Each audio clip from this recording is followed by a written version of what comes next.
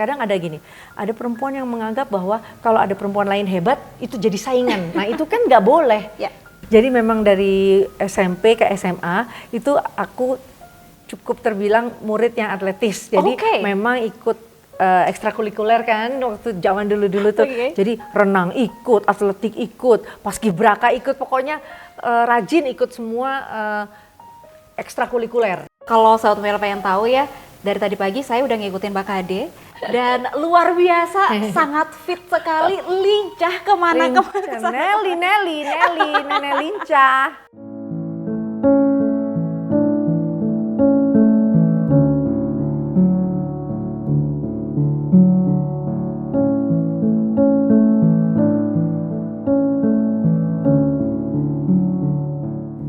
Hai Sobat Femela, senang sekali saya Audrey Grace bisa bertemu lagi di segmen Femela VIP. Tentu saja Femela VIP seperti biasa akan menghadirkan sosok-sosok perempuan yang sangat luar biasa dan juga inspiratif serta berpengaruh di berbagai bidang. Nah Sobat Femela, kali ini kami tim diundang menuju kediaman dari sosok perempuan yang sangat luar biasa ini, di mana beliau ini sudah berkarya dari tahun 90-an serta menjadi diva dan merupakan seniman yang sangat luar biasa. Dan kali ini beliau sangat serius untuk berkiprah di dunia politik. Apalagi di tahun ini beliau juga sudah mendapatkan dukungan nih untuk menjadi pemimpin atau orang nomor 1 di Kota Batu. Siapa lagi kalau bukan Krisdayanti? Penasaran gak sih gimana Grace ngobrol-ngobrol dengan Krisdayanti sesaat lagi? Kalau gitu ikuti terus di segmen Femela VIP.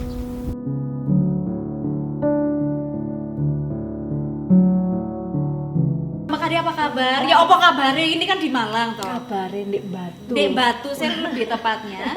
Bagaimana menikmati suasana rumah nih, welcome home gitu. Iya, karena memang Batu ini udaranya aja udah jadi tujuan wisata kan. Jadi it's a healing ya, a natural healing lah buat kita.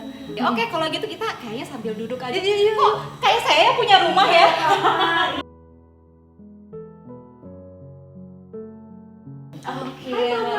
Mama juga main di sini. Halo, Oma. Apa kabar? Baik, luar biasa.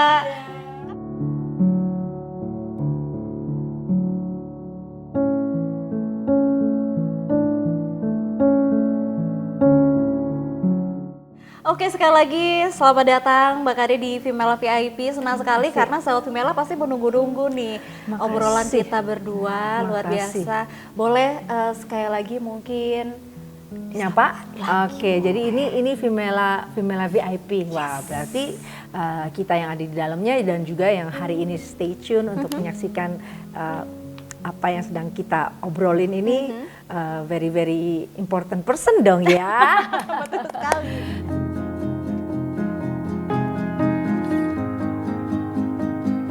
Gaya hidup sehatnya Mbak Kade, bagaimana itu bisa terpancar dari kecantikan Mbak Kade. Cantik sekali, Sobat Femela, luar biasa. Just make up, tadi kan lihat aku make up kan, nah udah. Pokoknya saya pun juga gitu kalau janji ketemu sama ibu-ibu, pokoknya hati dan pikiran saya, badan saya semua bekerja untuk ibu-ibu ya. Saya cuma minta waktu 7 jam istirahat dan make up. Make up sendiri loh Sobat Femela, luar biasa loh. Tapi kalau misalnya pagi-pagi nih, apa sih yang biasa dilakukan sama Mbak Kade yang mungkin ya orang nggak tahu, kebiasaan unik mungkin? Air putih dan kopi. Air putih dan kopi? Jam berapapun itu bangun, nggak tahu ya. Kopi, tapi kopi no sugar ya. No sugar, oke. Gitu. Kalau itu sih udah rutinitas. Jadi kalau kopi itu lebih dari booster, air putih lebih ke kesehatan, sama seperti kampanye saya juga bagaimana kita mendorong derajat kesehatan semua masyarakat, bukan saja Kota Batu, tapi juga ketika saya menjadi anggota DPR RI, karena kita juga punya sosialisasi namanya Germas, Gerakan Masyarakat Hidup Sehat.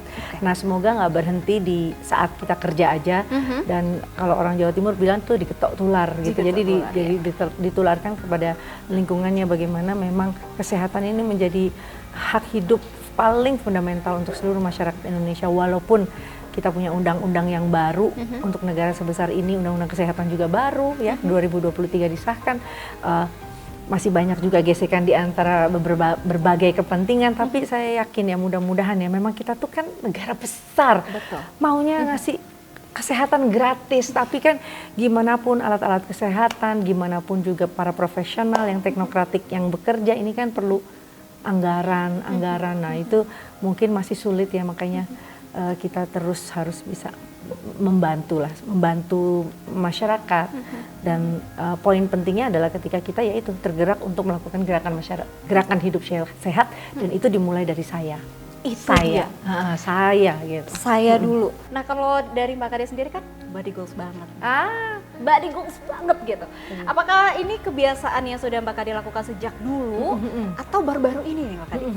Jadi memang dari SMP ke SMA itu aku cukup terbilang murid yang atletis. Jadi memang ikut ekstrakurikuler kan waktu zaman dulu tuh. Jadi renang ikut, atletik ikut, paskibraka ikut, pokoknya rajin ikut semua ekstrakurikuler. Dan dengan kita olahraga itu kan artinya kita berdiri di atas kaki kita sendiri, ya kan. Itu bayangkan ketika orang dengan segala keterbatasannya waktu PPKM 2 tahun, saya bisa latihan wushu dengan akhirnya memainkan semua alat olahraganya dari kipas, pedang, tombak, ya itu saya pelajari 2 tahun. Artinya dengan hal keterbatasan aja orang tuh sebetulnya bisa berolahraga karena itu gratis, murah, dan menunjukkan kemandirian hidup kita dengan kita berolahraga. Ini yang harus ada di benak semua orang gitu, olahraga. Jadi akhirnya jadi gaya hidup. Kalau nggak olahraga tuh badan kayak sakit-sakit, rentek-rentek gitu kan. Nah tapi karena kesibukan, udah 2 bulan ini olahraga saya juga tersendat karena dari pagi aja udah jadwal rutin kampanyenya udah padat gitu. Tapi ya alhamdulillah saya pakai untuk ketemu dengan warga itu dengan dinamis. Jadi dengan dinamis itu akan mendorong kita jadi lebih semangat. Lumayan bisa ngebakar kalori itu. Karena dari tadi kalau Sahabat Femela pengen tahu ya, dari tadi pagi saya udah ngikutin Mbak Kade dan luar biasa, sangat fit sekali, lincah kemana-kemana. Nelly lincah. Tadi sempat di-mention soal wushu sedikit nih, ini menarik sekali karena saya agak penasaran tentang wushu gitu ya. Di tahun berapa Mbak Kade mulai? Kita berarti PPKM itu kan 2020 ya? 2021 ya, yang Maret ya udah mulai ada pembatasan sosial gitu kan. Betul. Nah, gitu. Jadi alhamdulillah ketemu guru, coach, juara nasional perempuan, dan itu seumuran sama anak saya gitu. Jadi alhamdulillahnya rumahnya juga nggak terlalu jauh, jadi nggak ada pembatasan yang harus bagaimana. Jadi dia langsung straight dari rumahnya langsung ke rumah, latihannya sampai pagi sore. Jadi kita melebihi atlet sebetulnya. Lalu di wushu saya juga belajar arti dari seni bela diri, karena basicnya seni. Jadi kelenturan tubuh kita itu yang memang dilatih. Jadi tahu nggak, wushu itu untuk pemanasannya aja 1 jam pemanasannya. Iya, jadi lumayan turun berat badan juga. Jadi bonus deh gitu kan. Betul. Bonus dapat sehat, dan dengan olahraga tidur kita jadi lebih optimal loh dengan deep sleep itu. Karena badan capek terus tidur juga lebih optimal gitu.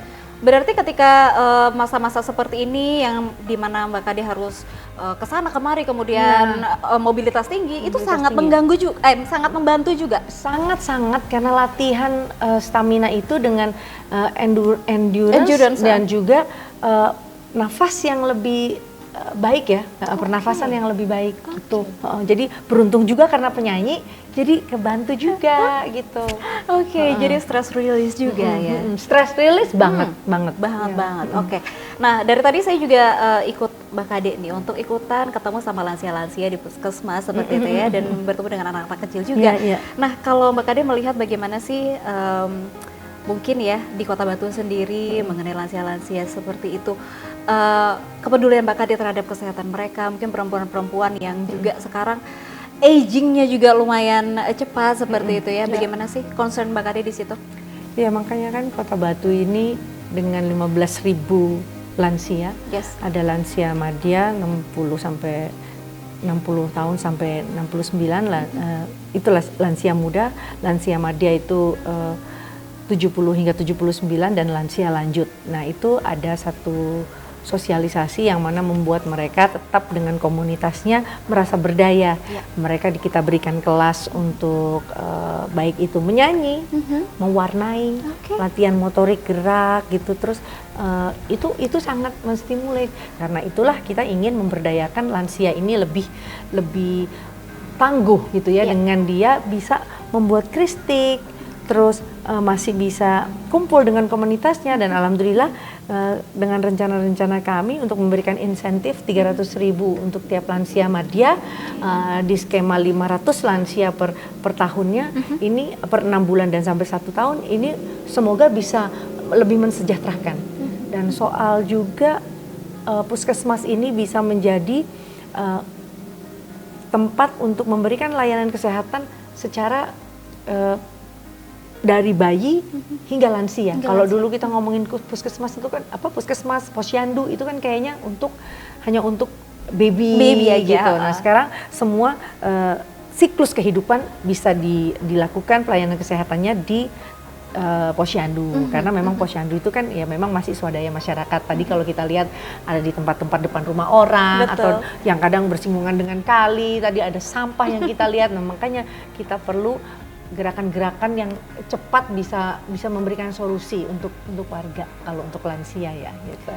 Oke, luar biasa. Semoga apa yang menjadi harapan gitu Mbak Kade ya, terutama untuk lansia-lansia ini bisa terwujud juga. Benar-benar. Amin.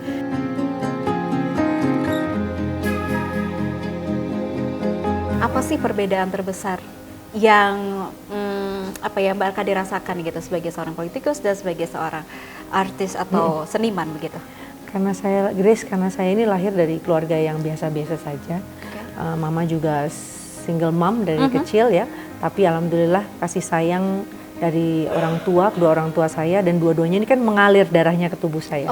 Jadi walaupun saya memiliki orang tua yang memang sudah pisah, tapi sama sekali saya dan Yuni saat itu bukan anak-anak yang broken home, itu pasti. Jadi dan kami mengisi hal-hal positif, ikut Karang Taruna, sanggar, nyanyi, festival, lomba ini itu kita ikutin. Ya, tapi juga dapat bonus, dapat uang jajan gitu.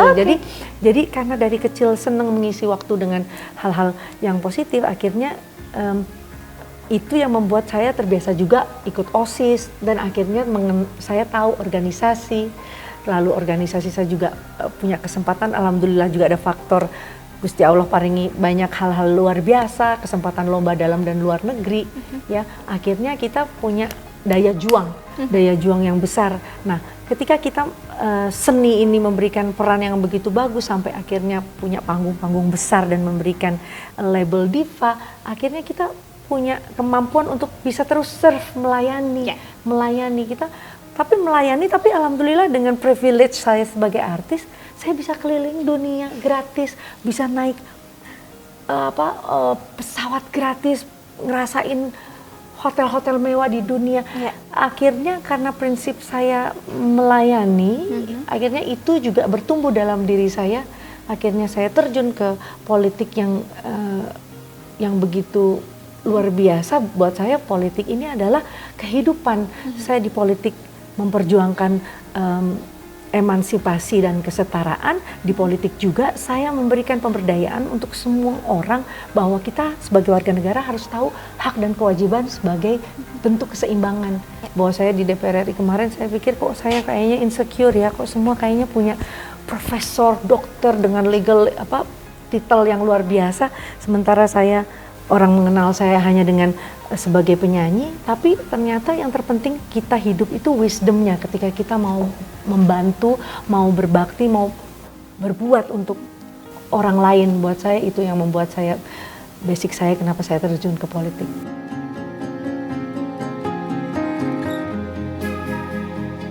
Tantangan terbesar apa sih Mbak Kade sebagai perempuan, terutama secara general juga di dunia politik?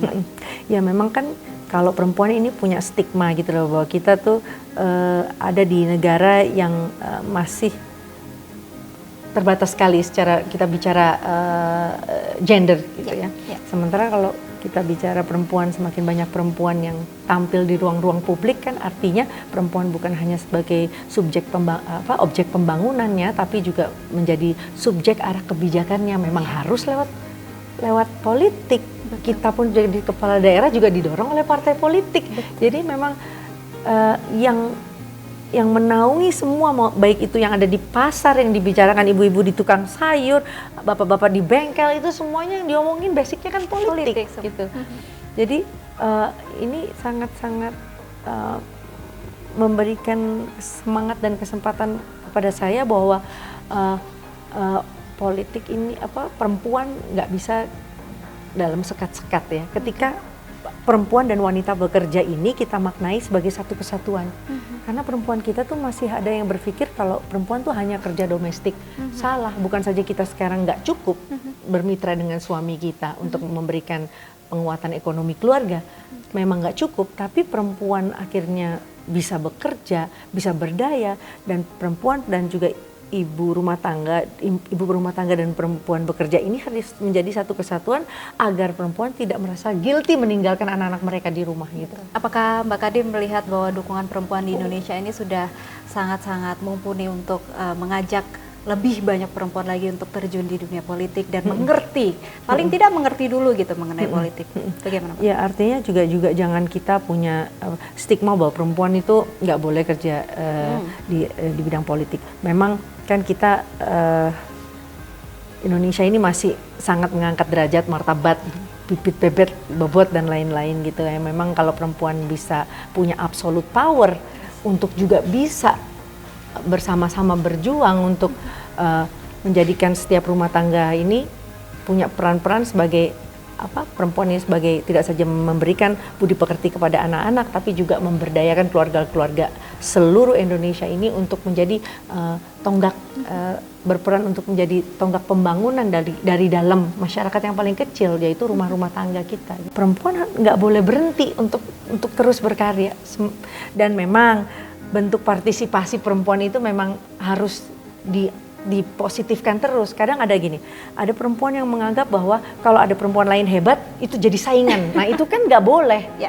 Kita harus memberikan ruang seluas-luasnya untuk perempuan-perempuan ini berpartisipasi di semua bidang gitu. Itu. Ya, itu.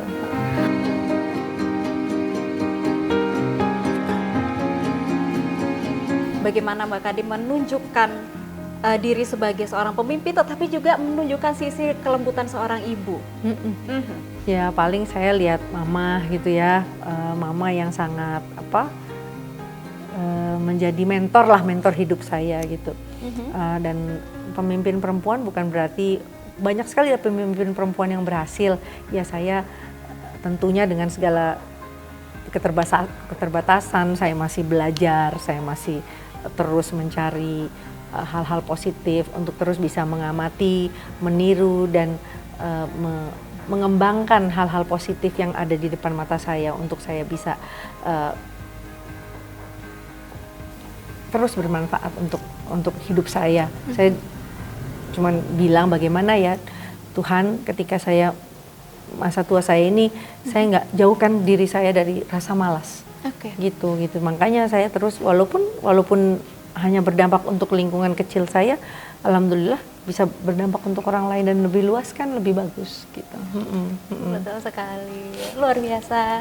Oke, mungkin ini last but not least, pertanyaan apa yang Mbak Kadin ingin sampaikan untuk perempuan-perempuan, terutama generasi muda, anak-anak Mbak Kadin juga generasi muda yang sangat luar biasa. Apa yang ingin Mbak Kadin sampaikan untuk mereka? Ya itulah tadi ya, ketika anak-anak kita harus kita berikan ruang untuk mereka merasa setara dengan kita. Kadang kan kita jadi orang tua yang kayaknya secara turun-temurun dan genetik kita tuh harus hormat dan lain-lain. Kadang banyak orang tua yang merasa ingin juga diberikan penghormatan, padahal anak-anak kita sekarang, apalagi Gen Z, saya punya anak-anak Gen Z, nah mereka itu sebetulnya terlihat tidak sopan, tapi mereka sopannya luar biasa. Betul. Terlihat seperti mereka nggak mendengarkan, tapi padahal mereka menganalisa dengan hebatnya gitu. Jadi mari kita berikan anak-anak muda kita ruang sehat untuk terus bisa mengolah kepandaiannya, dan mereka ini anak-anak yang sangat-sangat berhadapan dengan artificial intelligence, ya, tapi mereka, saya yakin ya, ada banyak hal yang tidak bisa diganti oleh pekerjaan artificial intelligence, yaitu rasa. Saya berharap anak-anak muda masa depan kita, yuk bekali mereka menjadi pandu-pandu bangsa yang tetap memiliki rasa nasionalisme yang hebat. Indonesia merdeka. Merdeka. Because every female is femela. Yay, thank you.